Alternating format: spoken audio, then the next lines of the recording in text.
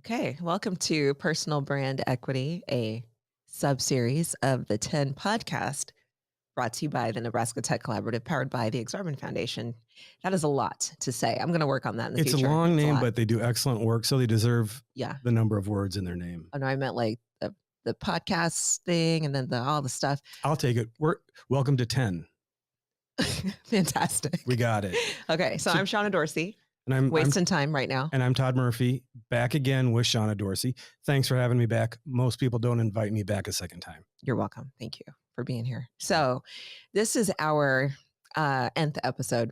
You know, it's going great. One in a series of episodes where we're having a conversation about personal brand equity, but it's not so much in the self-help, series where you're going to have to do all the steps and work with a coach and there's a lot of work. We're just having a conversation where I'm sharing my perspective on it. Mm-hmm. And I know in the work that you do at the Nebraska Tech Collaborative and all the other organizations you help with, sometimes the soft skills maybe are the last things talked about or sometimes don't get addressed. Right.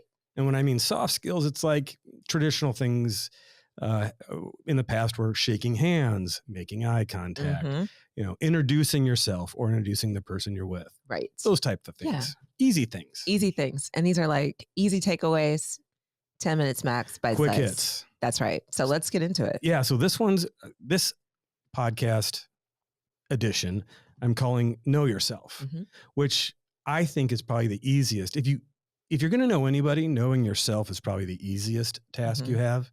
So what I mean by know yourself is, in an environment where you've learned new skills and you might be seeking a job or seeking to move up or move over or whichever direction, ideally, everyone wants to thrive in what they do. And knowing yourself is something you can easily do to help you thrive. So don't try to be me. Don't try to be you. Although I might be a better person if I try to be more like you, but it's not going to work. It's going to be dishonest. It's going to be not transparent, so you have to really be yourself and embrace it. But that doesn't mean let all of your rough edges hang out. Right. Because the reality is first impressions are real.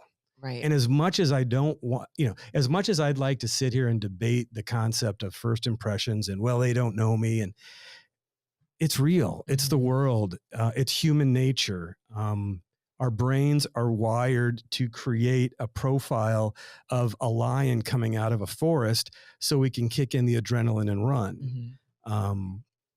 If you introduce yourself to me and you're kind of mumbling and looking at the floor and not presenting yourself in any form that I might be interested in, that's the impression I'm going to walk away with. Okay. So this is interesting. So then on that's a great example on the in-person, like you're at a conference sort of situation, at a networking event of any sort. So how would what's your advice like in a online setting? So let's talk LinkedIn. Yeah. So LinkedIn's a good, LinkedIn is actually my preferred social platform because it is professional. But LinkedIn is a place where, there are some really easy things you can do. And actually high school classes are starting to do this. When my kids were in high school, I could always tell when the teacher was getting to that lesson because 3 or 4 of my kids' friends would, reach out and like me because my son or daughter would say, oh, my dad's always on LinkedIn. You can like him. You can reach out to him and he'll respond. So LinkedIn is so nice because it walks you through your profile. And you really should fill out as much of those sections as you can. When as an employer, when I look at somebody as a candidate, and a simple thing like they don't have a picture of themselves, they just use the gray anonymous avatar. I'm like, I don't even know if I'm dealing with a real person. Right. Get a picture. Try to get a reasonably good picture. You don't have to get a professional headshot. Go outside in the light. Worst case scenario, take a selfie, make that your avatar. And then be engaged. Join a couple groups. LinkedIn makes it so easy to join groups. Like, name 2 groups that you belong to on LinkedIn. Yes, I can't off the top of my head. Name one. Oh my gosh. Women in STEM. No, you know what? I'm not a part of that group, but I should join it. Okay, So so yes, you're wearing their shirt, and I that would am. be ideal. Nebraska Women in STEM, Yeah. amazing organization. And if they have a LinkedIn group, you can Yep. become involved in that business ecosystem by joining a group. That's right. So Then like when you were talking about introducing yourself, that's something that you can easily do within those groups as well. So yeah, complete profile helps people say, okay, Todd posted in a comment and said, hey, I'm Todd Murphy, I'm with TrueScope, etc. They click on your profile and they can see a bunch of information. But if you're pretty light on details, like you said, no avatar, very light job history, like when I'm clicking on someone's profile, I want to read the bio and just, see what they're all about. So Yeah. the more, make it easy for people, make it easy to be found. And that's another episode of our podcast series. But being yourself translates to LinkedIn or in person. If you volunteer anywhere, there's a place on LinkedIn to put that in. Fill out your connections. When I look at a candidate and they have 36 connections, that tells me they're not involved in LinkedIn. Go out, connect to your friends and family first, network through them, follow companies you admire or the types of companies where you would like to potentially work. These are all really easy things you can do laying on the couch with your laptop or even an iPad and just be involved. Yeah. And then comment. And that's the next thing I would say, whether it's in person or not, be in the game, be involved, do comment on LinkedIn. Right. And it's so easy to engage. Like I often deal with, or work with people, I should say, who are nervous about posting content that won't get engagement. And I'm like, and I know I'm jumping around a little bit here, but one thing I always say is, sometimes even just liking the comment or commenting on a post helps with that original poster's engagement, or even just resharing their content without adding your own commentary at all is also helpful. So there are many ways to. I love reposting somebody's content because it's a reflection on me. Now, I'm not going to repost something that's totally unrelated to what I do or it's just bad content, but good articles, good insight, reposting it. But I do try to do more than just the thumbs up like. Yeah. Now, I do that a fair amount when I'm just saying, oh, hey, Shonna, I saw your post. Want you to know that I looked at it.